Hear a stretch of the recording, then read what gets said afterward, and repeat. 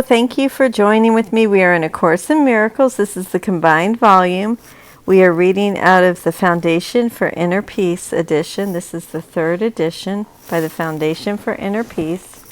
Currently, we are on Chapter 4, The Illusions of the Ego, and we are on Part 1, Right Teaching and Right Learning, and we will be picking up on paragraph 7 in this section. If you'd like to close your eyes and join me in prayer.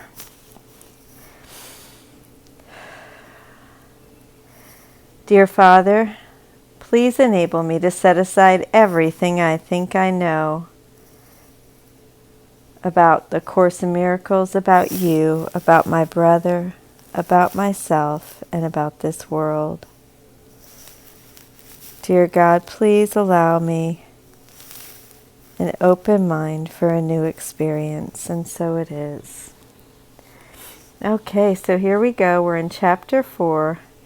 This is a book I picked up, I believe used somewhere. Every time I find a good deal, on A Course in Miracles or some of Marianne Williamson's books, I pick them up and to give away. But my original is torn up, so I'm glad I have this one here.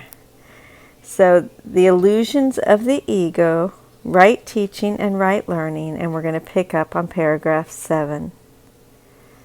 Your worth is not established by teaching or learning. Your worth is established by God. As long as you dispute this, everything you do will be fearful, particularly any situation that lends itself to the belief in superiority and inferiority. Teachers must be patient and repeat their lessons until they are learned. I am willing to do this because I have no right to set your learning limits for you. Again, nothing you do or think or wish or make is necessary to establish your worth. This point is not debatable except in delusions. Your ego is never at stake because God did not create it. Your spirit is never at stake because He did. Any confusion on this point is delusional, and no form of devotion is possible as long as this delusion lasts. The ego tries to exploit all situations into forms of praise for itself in order to overcome its doubts. It will remain doubtful as long as you believe in its existence. You who made it cannot trust it because in your right mind you realize it is not real. The only sane solution is not to try to change reality, which is indeed a fearful attempt, but to accept it as it is. You are part of reality which stands unchanged beyond the reach of your ego, but within easy reach of your spirit. When you are afraid, be still and know that God is real, and you are His beloved Son, in whom He is well pleased. Do not let your ego dispute this, because the ego cannot know what is as far beyond its reach as you are. God is not the author of fear. You are. You have chosen to create unlike Him and have therefore made fear for yourself. You are not at peace because you are not fulfilling your function. God gave you a very lofty function that you are not meeting. Your ego has chosen to be afraid instead of meeting it. When you awaken, you will not be able to understand this because it is literally incredible. Do not believe in the incredible now.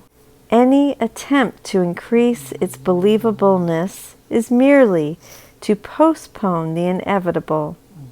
The word inevitable is fearful to the ego but joyous to the spirit. God is inevitable, and you cannot avoid Him any more than He can avoid you. The ego is afraid of the Spirit's joy because once you have experienced it, you will withdraw all protection from the ego and become totally without investment in fear. Your investment is great now because fear is a witness to the separation, and your ego rejoices when you witness to it. Leave it behind. Do not listen to it and do not preserve it. Listen only to God, who is as incapable of deception as is the spirit He created. Release yourself and release others. Do not present a false and unworthy picture of yourself to others, and do not accept such a picture of them yourself. The ego has built a shabby and unsheltering home for you because it cannot build otherwise. Do not try to make this impoverished house stand. Its weakness is your strength.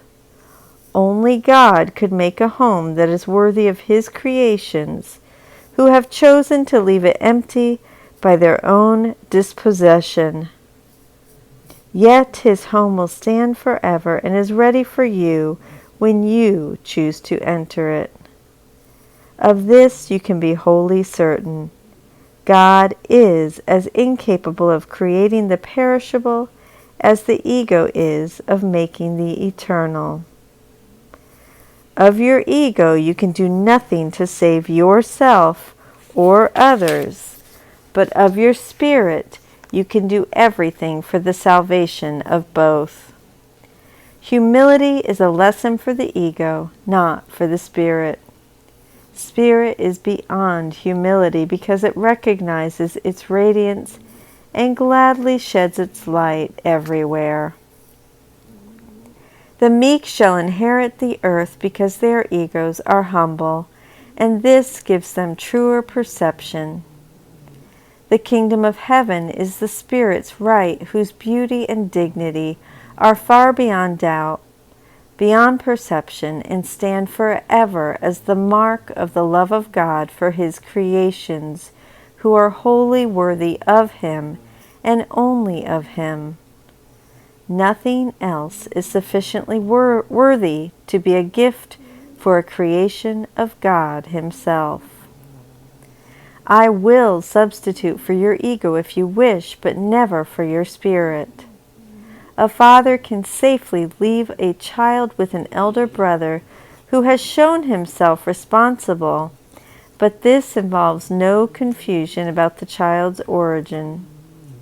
The brother can protect the child's body and his ego, but he does not confuse himself with the father because he does this. I can be entrusted with your body and your ego only because this enables you not to be concerned with them and lets me teach you their unimportance. I could not understand their importance to you if I had not once been tempted to believe in them myself. Let us undertake to learn this lesson together so we can be free of them together. I need devoted teachers who share my aim of healing the mind. Spirit is far beyond the need of your protection or mine. Remember this. In this world, you need not have tribulation because I have overcome the world. That is why you should be of good cheer. In this world you need not have tribulation because I have overcome the world. That is why you should be of good cheer. Now, if you would like to close your eyes, I will lead us into a meditation, and I will decrease the volume so you cannot hear my dogs. I apologize for that. So today we are on lesson 27. Above all else, I want to see. Above all else, I want to see.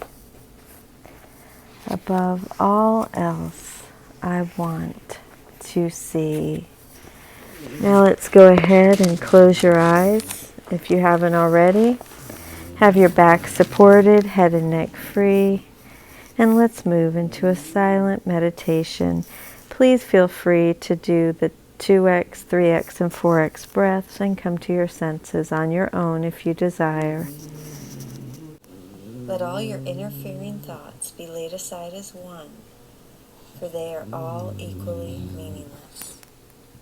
With empty hands, lifted heart, and listening mind, pray. Only salvation can be said to cure. Speak to me, Father, that I may be healed. In the silence, listen for God's voice. His voice alone will cure all ills, regardless of their size or shape. Feel His salvation blanket you with protection and deep peace, allowing no illusion to disturb your mind. There is no distinction among illusions. They are all unreal. That is why they can't be cured. Only salvation can be said to cure.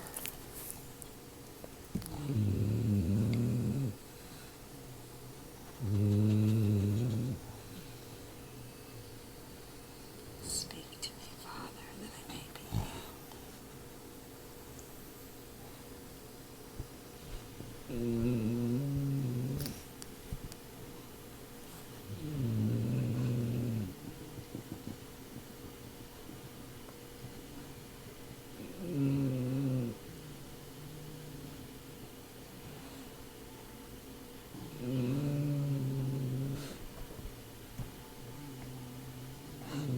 Only salvation can be said to cure.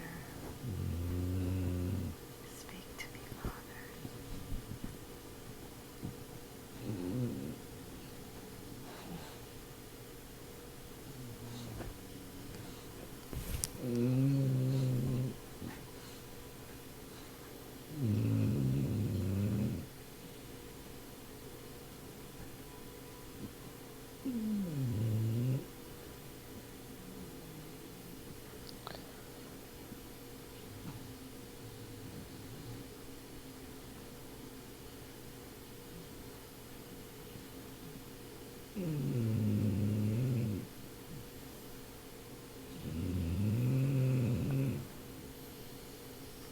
Speak to me, Father.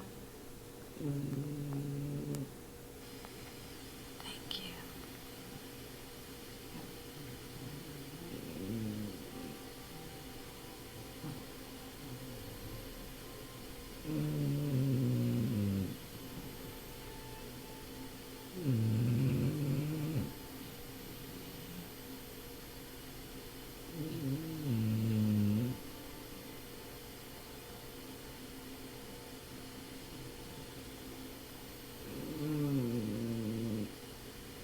Heal my mind, Father.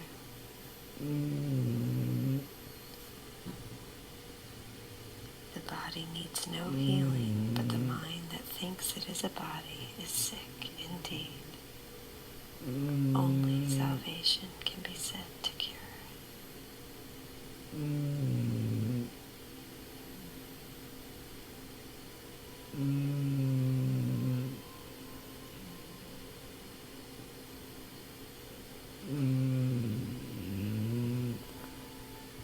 Heal my mind, Father.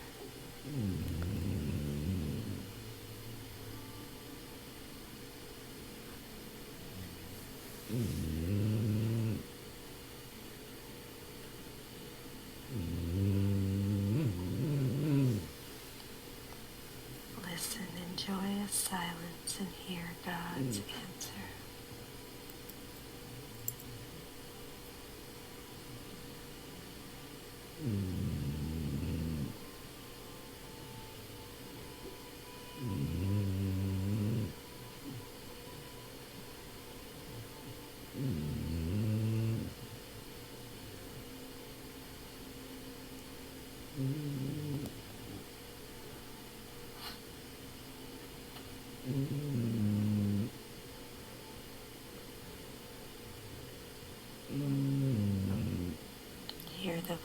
essence of healing which God placed inside you, so close that you cannot lose it.